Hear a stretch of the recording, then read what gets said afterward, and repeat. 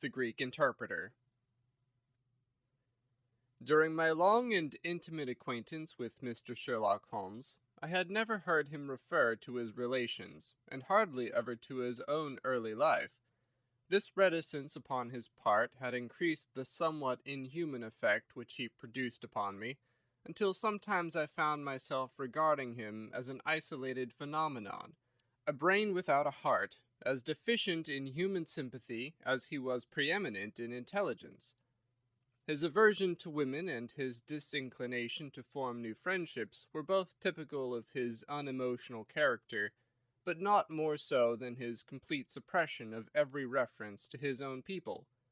I had come to believe that he was an orphan with no relatives living, but one day, to my very great surprise, he began to talk to me about his brother.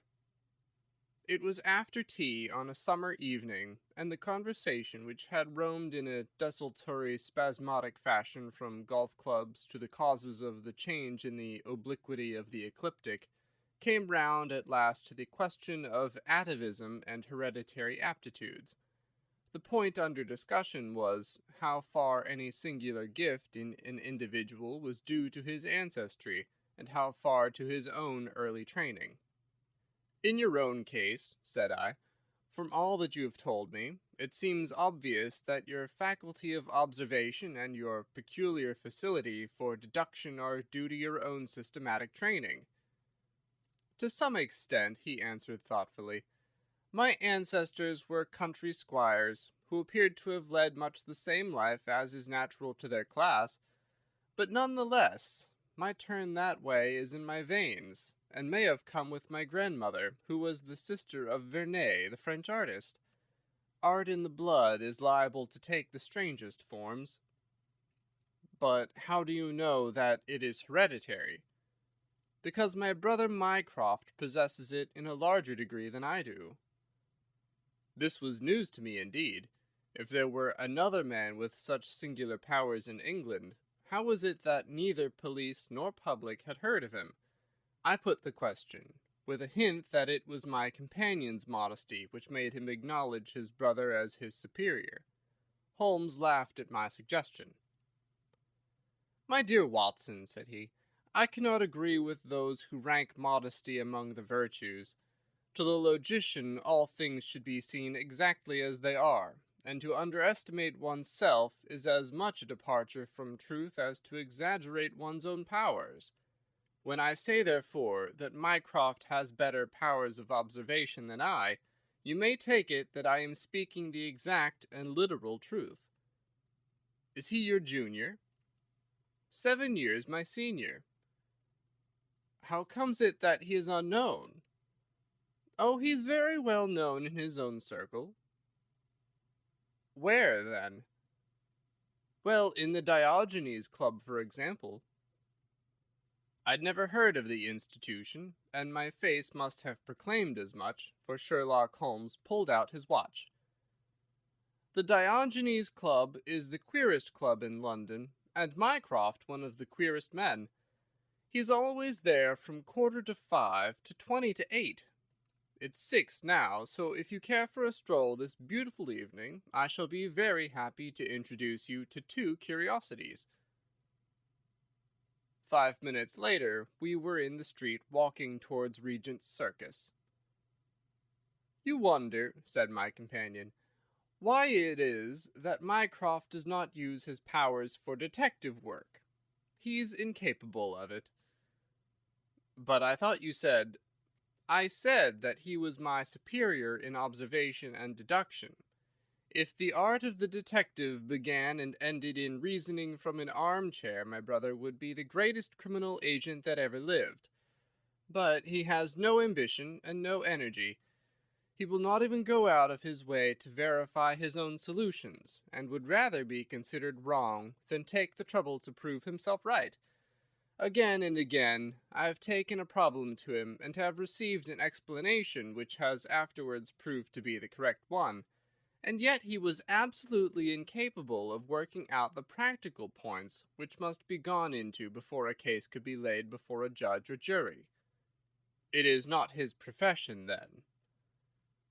"By no means. What is to me a means of livelihood is to him the merest hobby of a dilettante. He has an extraordinary faculty for figures, and audits the books in some of the government departments. Mycroft lodges in Pall Mall, and he walks round the corner into Whitehall every morning, and back every evening. From year's end to year's end he takes no other exercise, and is seen nowhere else, except only in the Diogenes Club, which is just opposite his rooms. I cannot recall the name. Very likely not. There are many men in London, you know, who, some from shyness, some from misanthropy, have no wish for the company of their fellows. Yet they are not averse to comfortable chairs and the latest periodicals.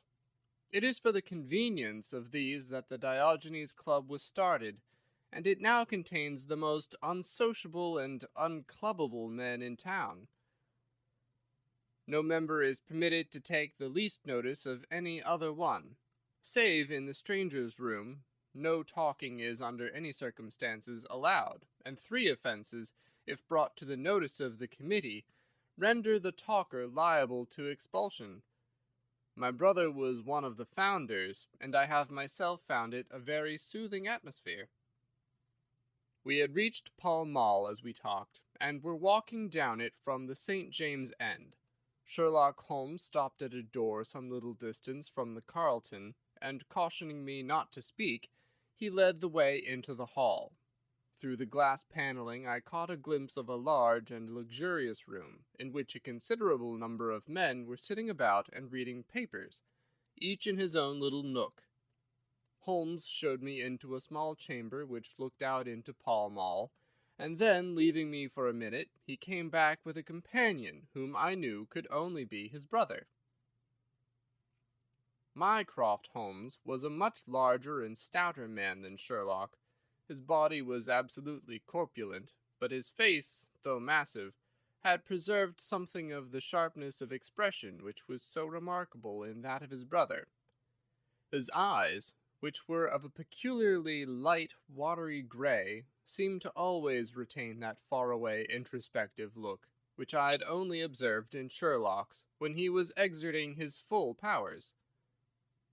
"I'm glad to meet you, sir," said he, putting out a broad, fat hand like the flipper of a seal.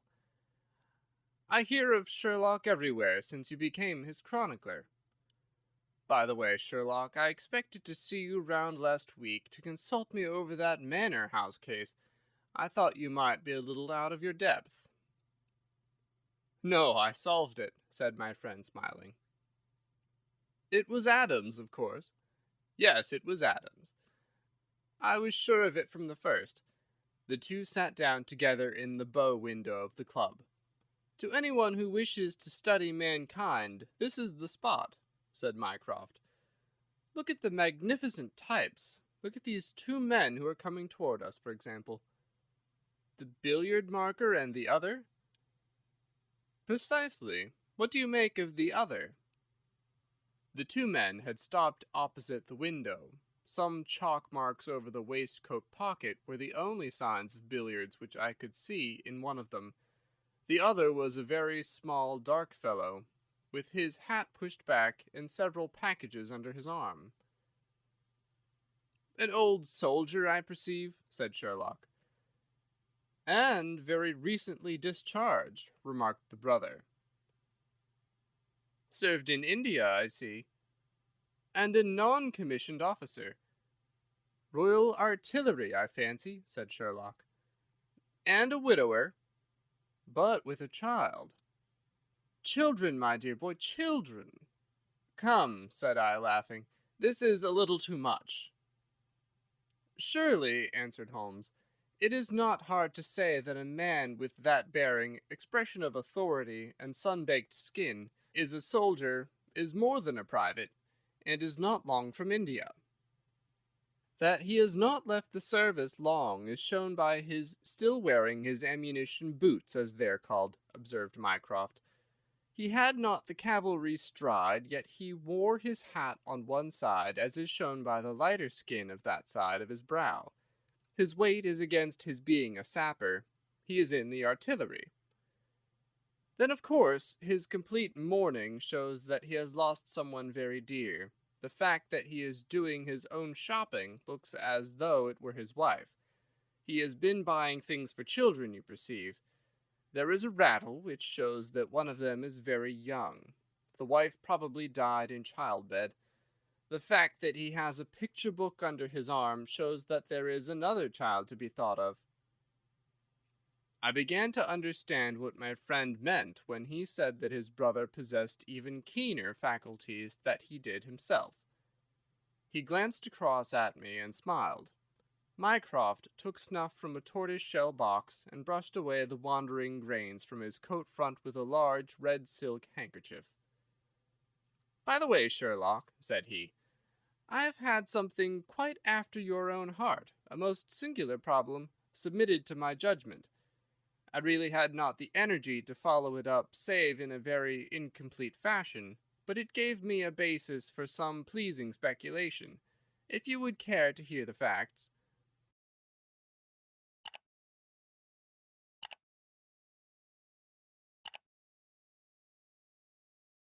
"My dear Mycroft, I should be delighted." The brother scribbled a note upon a leaf of his pocket-book, and ringing the bell, he handed it to the waiter. "I've asked Mr. Melas to step across," said he. "He lodges on the floor above me, and I have some slight acquaintance with him, which led him to come to me in his perplexity. Mr. Melas is a Greek by extraction, as I understand, and he is a remarkable linguist. He earns his living partly as interpreter in the law courts and partly by acting as guide to any wealthy Orientals who may visit the Northumberland Avenue hotels. I think I will leave him to tell his very remarkable experience in his own fashion." A few minutes later we were joined by a short, stout man whose olive face and coal-black hair proclaimed his southern origin, though his speech was that of an educated Englishman. He shook hands eagerly with Sherlock Holmes, and his dark eyes sparkled with pleasure when he understood that the specialist was anxious to hear his story. "I do not believe that the police credit me, on my word I do not," said he in a wailing voice. "Just because they have never heard of it before, they think that such a thing cannot be. But I know that I shall never be easy in my mind until I know what has become of my poor man with the sticking plaster upon his face." "I am all attention," said Sherlock Holmes. "This is Wednesday evening," said Mr. Melas. "Well, then, it was Monday night, only 2 days ago, you understand, that all this happened. I am an interpreter, as perhaps my neighbor there has told you. I interpret all languages, or nearly all, but as I am Greek by birth and with a Grecian name, it is with that particular tongue that I am principally associated. For many years I have been the chief Greek interpreter in London, and my name is very well known in the hotels. It happens, not unfrequently, that I am sent for at strange hours by foreigners who get into difficulties, or by travelers who arrive late and wish my services. I was not surprised, therefore, on Monday night when a Mr. Latimer, a very fashionably dressed young man, came up to my rooms and asked me to accompany him in a cab which was waiting at the door. A Greek friend had come to see him upon business, he said, and as he could speak nothing but his own tongue, the services of an interpreter were indispensable. He gave me to understand that his house was some little distance off, in Kensington, and he seemed to be in a great hurry, bustling me rapidly into the cab when we had descended to the street. I say into the cab, but I soon became doubtful as to whether it was not a carriage in which I found myself.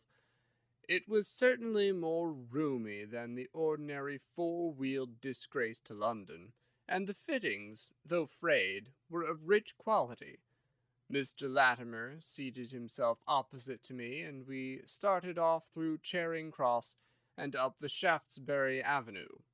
We had come out upon Oxford Street, and I had ventured some remark as to this being a roundabout way to Kensington, when my words were arrested by the extraordinary conduct of my companion.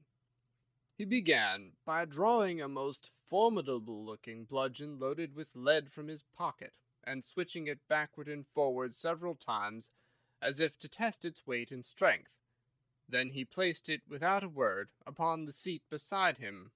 Having done this, he drew up the windows on each side, and I found to my astonishment that they were covered with paper, so as to prevent my seeing through them. "I am sorry to cut off your view, Mr. Melas," said he. "The fact is that I have no intention that you should see what the place is to which we are driving. It might possibly be inconvenient to me if you could find your way there again." As you can imagine, I was utterly taken aback by such an address. My companion was a powerful, broad-shouldered young fellow, and apart from the weapon, I should not have had the slightest chance in a struggle with him. "This is very extraordinary conduct, Mr. Latimer," I stammered.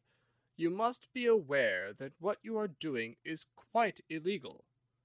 "It is somewhat of a liberty, no doubt," said he, "but we'll make it up to you. I must warn you, however, Mr. Melas, that if at any time tonight you attempt to raise an alarm or do anything which is against my interests, you will find it a very serious thing.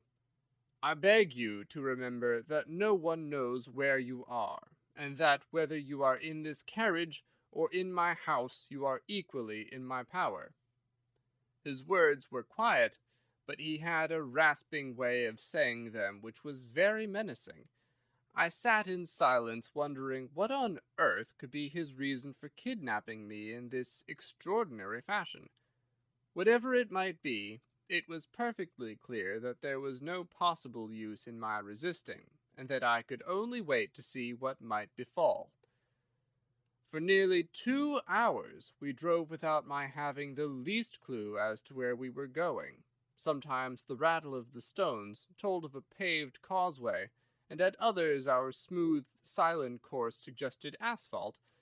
But save by this variation in sound, there was nothing at all which could in the remotest way help me to form a guess as to where we were.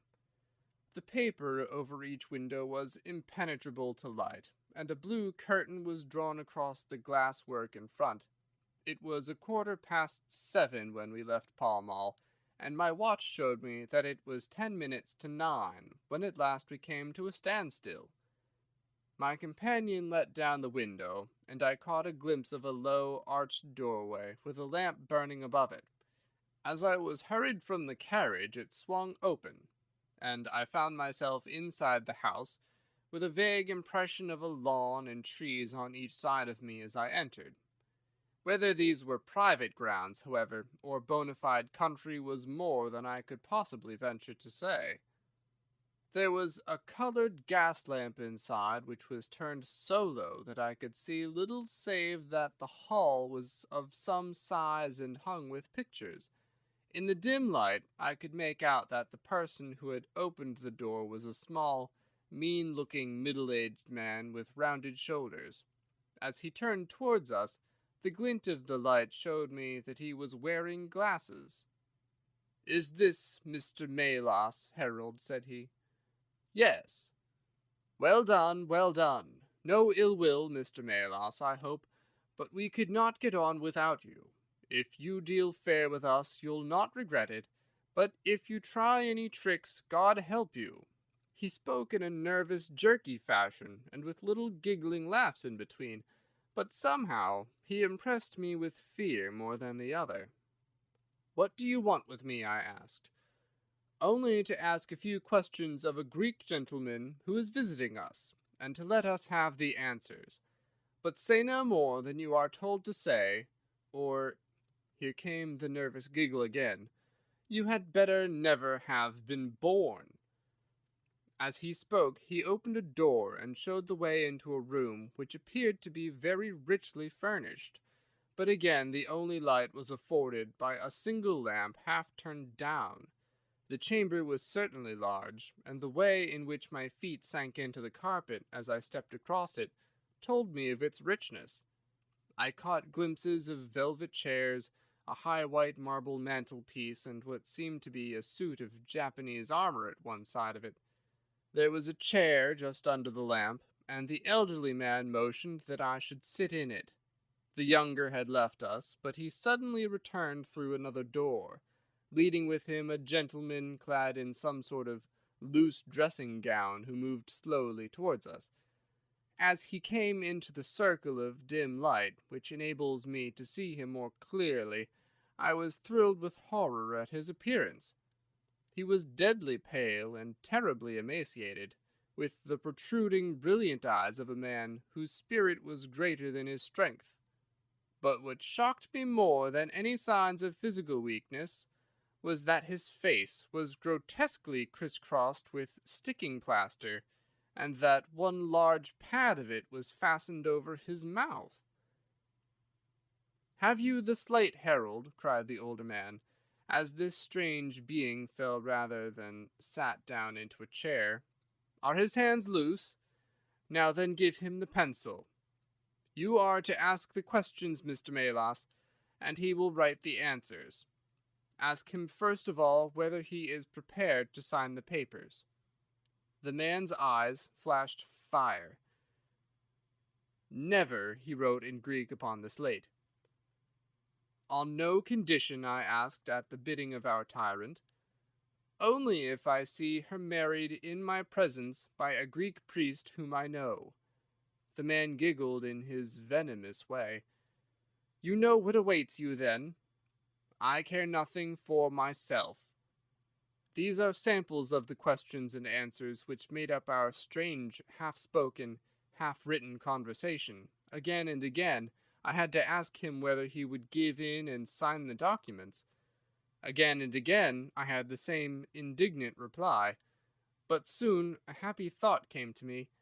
I took to adding on little sentences of my own to each question, innocent ones at first, to test whether either of our companions knew anything of the matter.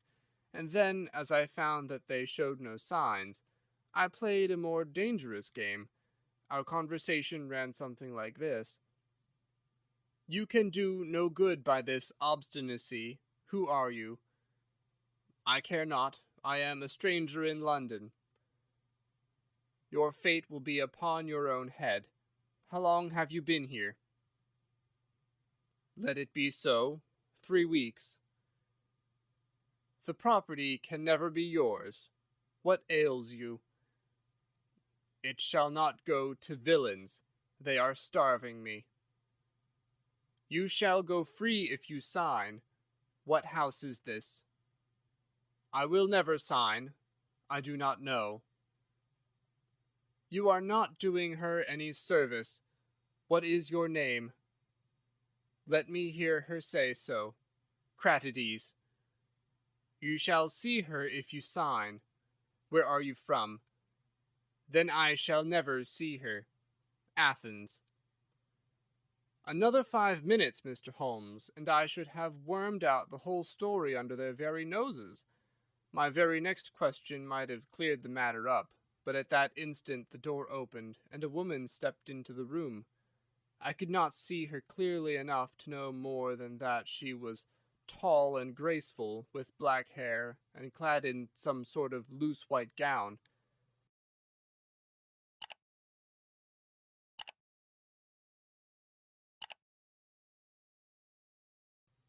"Harold," said she, speaking English with a broken accent, "I could not stay away longer. It is so lonely up there with only— Oh my God, it is Paul!" These last words were in Greek, and at the same instant the man with a convulsive effort tore the plaster from his lips, and screaming out, "Sophie! Sophie!" rushed into the woman's arms.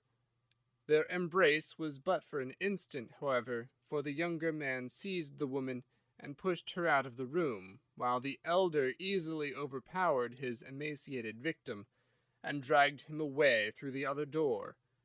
For a moment I was left alone in the room, and I sprang to my feet with some vague idea that I might in some way get a clue to what this house was in which I found myself. Fortunately, however, I took no steps, for looking up I saw that the older man was standing in the doorway with his eyes fixed upon me. "That will do, Mr. Melas," said he. "You perceive that we have taken you into our confidence over some very private business. We should not have troubled you, only that our friend who speaks Greek and who began these negotiations has been forced to return to the East. It was quite necessary for us to find someone to take his place, and we were fortunate in hearing of your powers." I bowed. "There are 5 sovereigns here," said he, walking up to me, "which will, I hope, be a sufficient fee.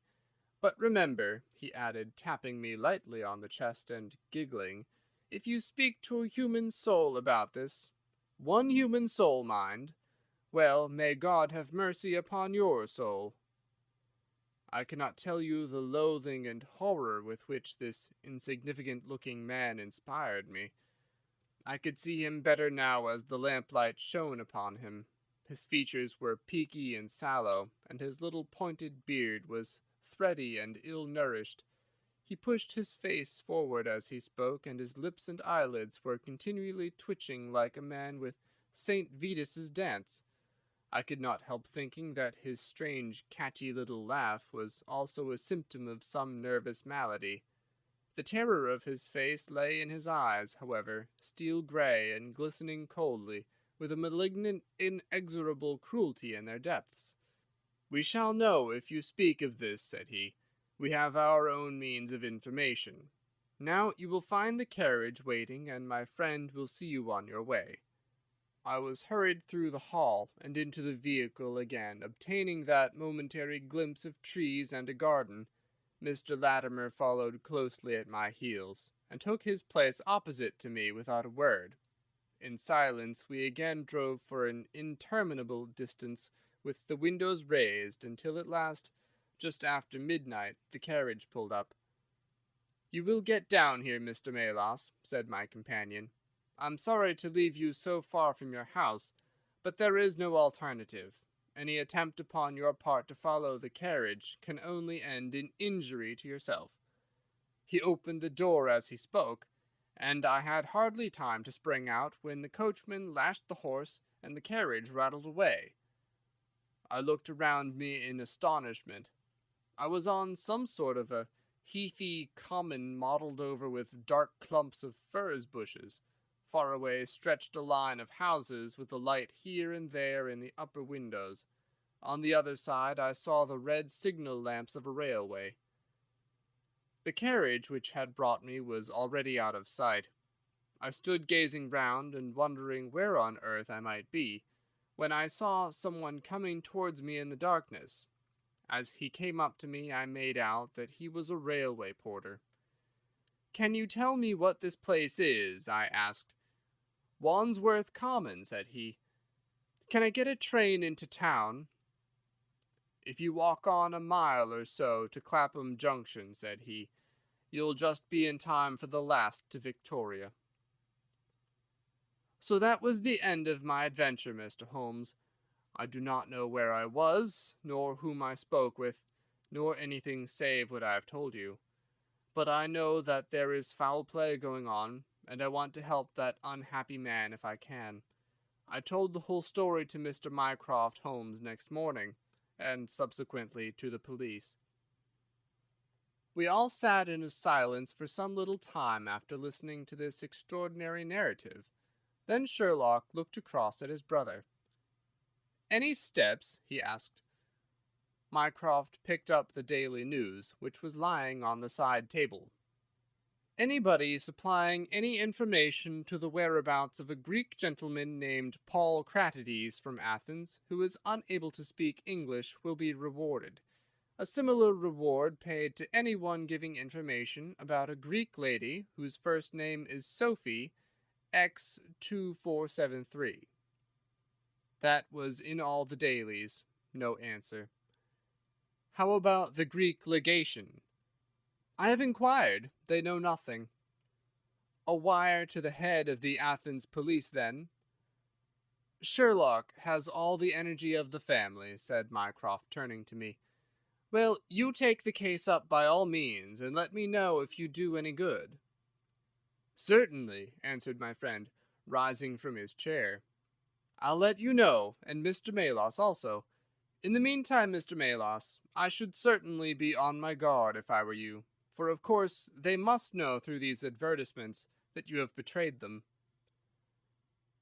As we walked home together, Holmes stopped at a telegraph office and sent off several wires. You see, Watson, he remarked, our evening has been by no means wasted. Some of my most interesting cases have come to me in this way through Mycroft. The problem which we have just listened to, although it can admit of but one explanation, has still some distinguishing features. You have hopes of solving it? Well, knowing as much as we do, it will be singular indeed if we fail to discover the rest. You must yourself have formed some theory which will explain the facts to which we have listened? In a vague way, yes. What was your idea, then? It seemed to me to be obvious that this Greek girl had been carried off by the young Englishman named Harold Latimer. Carried off from where? Athens, perhaps? Sherlock Holmes shook his head. This young man could not talk a word of Greek. The lady could talk English fairly well.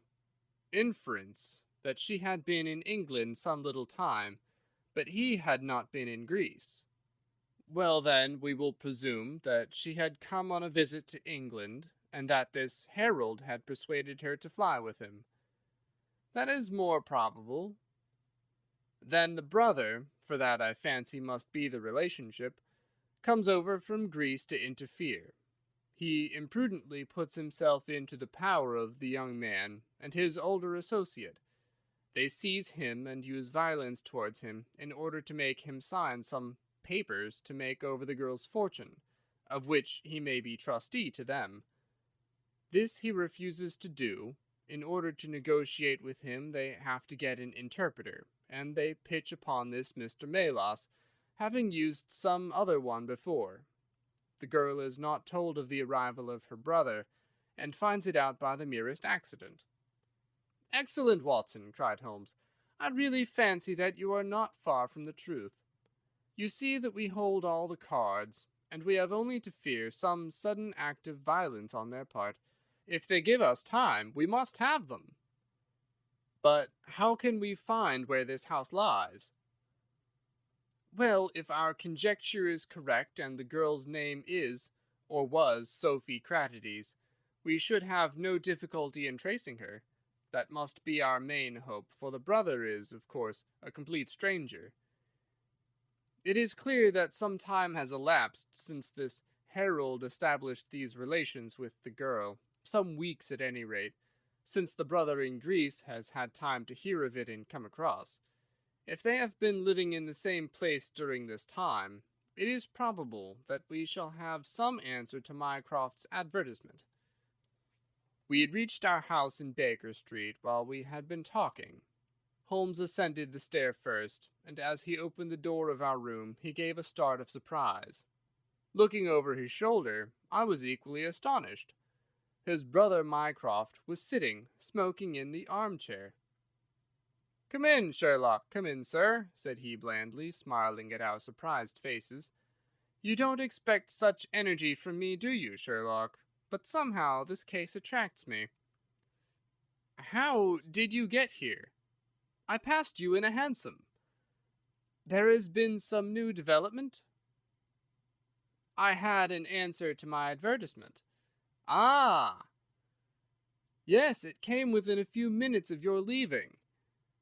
"And to what effect?" Mycroft Holmes took out a sheet of paper. "Here it is," said he, "written with a J pen on royal cream paper by a middle-aged man with a weak constitution.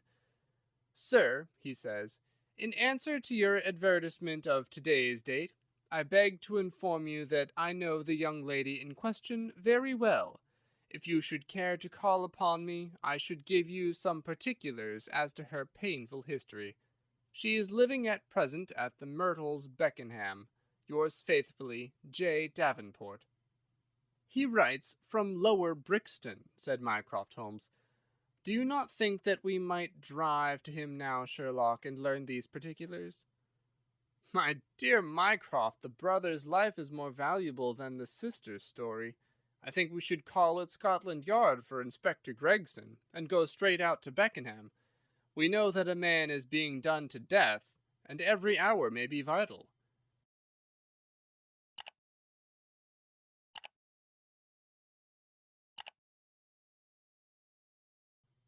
Better pick up Mr. Melas on our way, I suggested. We may need an interpreter. Excellent, said Sherlock Holmes.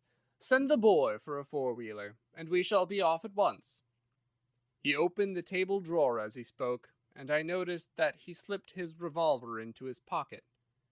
Yes, said he in an answer to my glance, I should say, from what we have heard, that we are dealing with a particularly dangerous gang. It was almost dark before we found ourselves in Pall Mall at the rooms of Mr. Melas. A gentleman had just called for him, and he was gone. Can you tell me where? Asked Mycroft Holmes. I don't know, sir, answered the woman who had opened the door.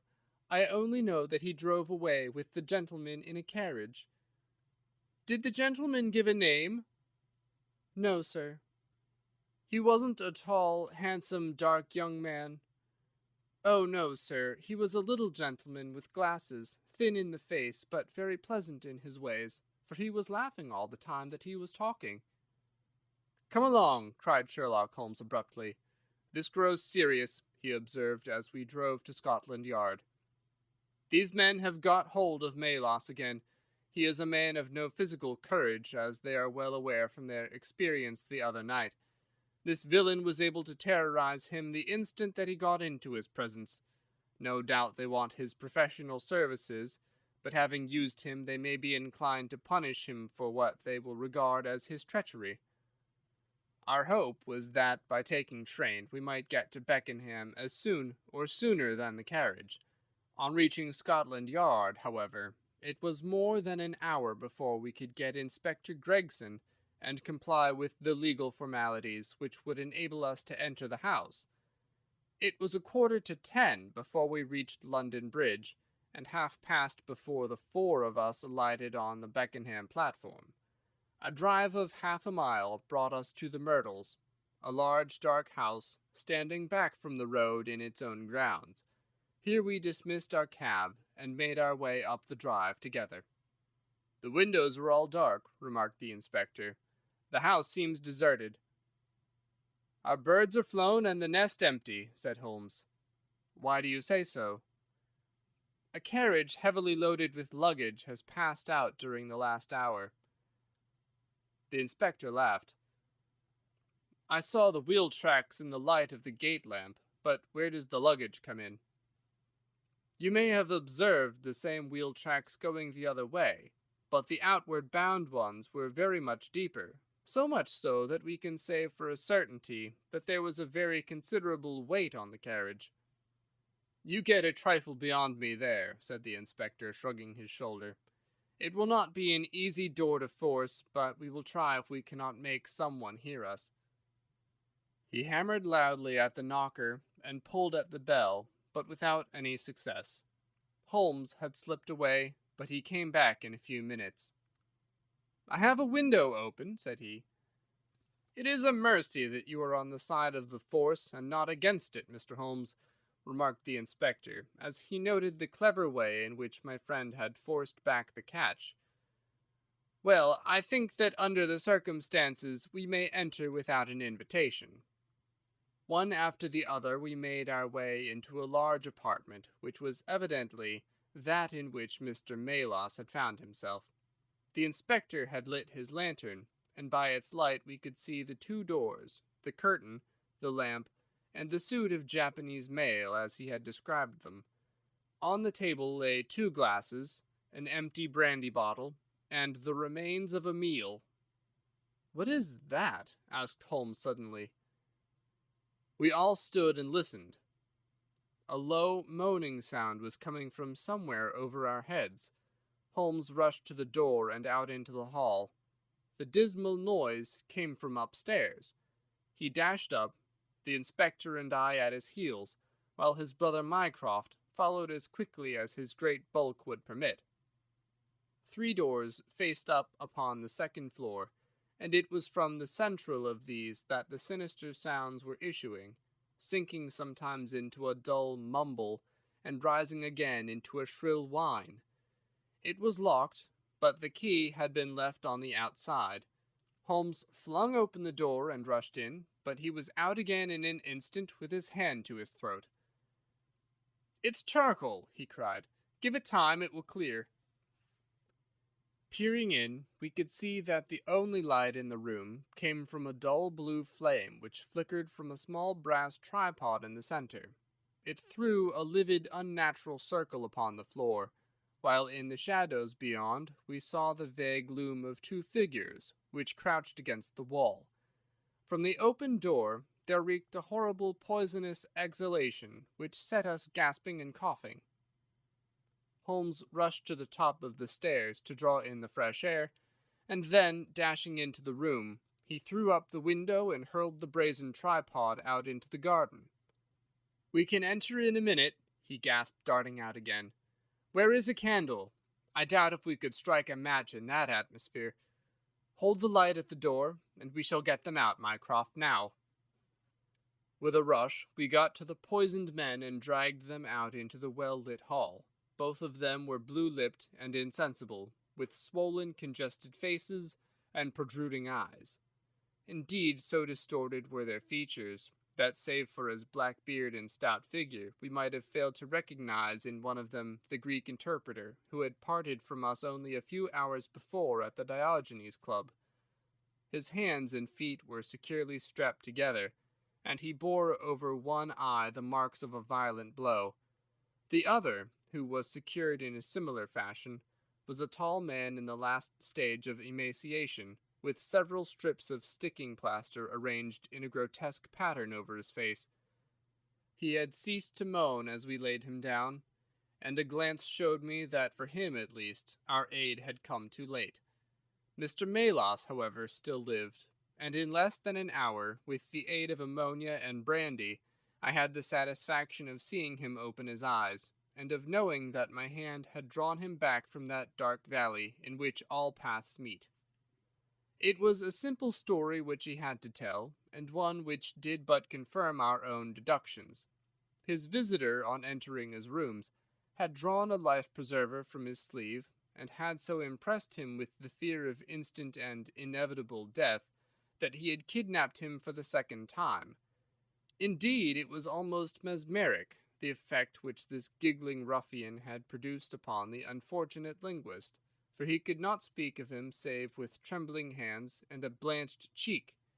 He had been taken swiftly to Beckenham, and had acted as interpreter in a second interview, even more dramatic than the first, in which the 2 Englishmen had menaced their prisoner with instant death if he did not comply with their demands. Finally, finding him proof against every threat, they had hurled him back into his prison, and after reproaching Melas with his treachery, which appeared from the newspaper advertisement, they had stunned him with a blow from a stick, and he remembered nothing more until he found us bending over him. And this was the singular case of the Grecian interpreter, the explanation of which is still involved in some mystery.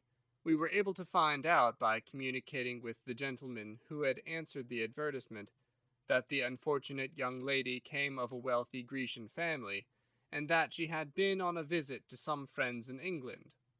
While there, she had met a young man named Harold Latimer, who had acquired an ascendancy over her, and had eventually persuaded her to fly with him. Her friends, shocked at the event, had contented themselves with informing her brother at Athens, and had then washed their hands of the matter.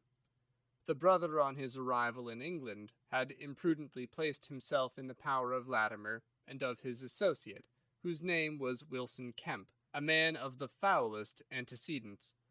These 2, finding that through his ignorance of the language he was helpless in their hands, had kept him a prisoner, and had endeavored by cruelty and starvation to make him sign away his own and his sister's property.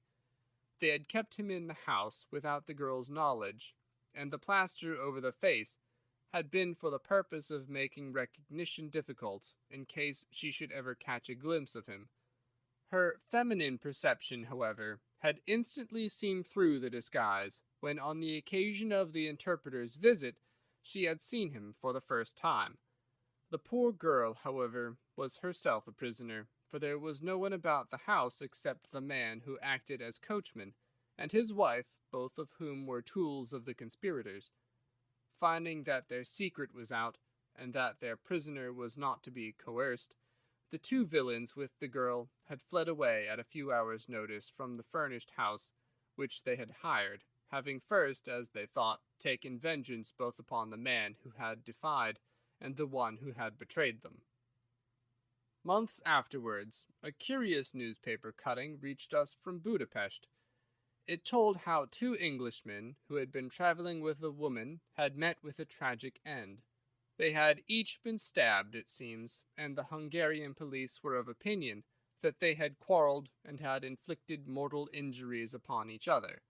Holmes, however, is, I fancy, of a different way of thinking, and holds to this day that if one could find the Grecian girl, one might learn how the wrongs of herself and her brother came to be avenged.